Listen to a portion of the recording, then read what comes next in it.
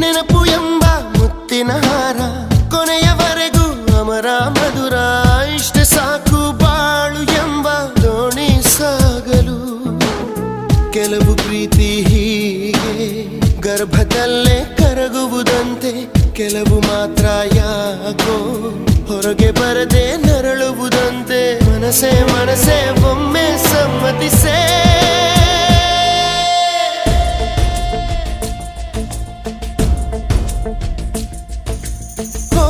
ಮನಸೇ ಮನಸೇ ನಿನಗೊಂದು ಮನವಿ ಮನಸೇ.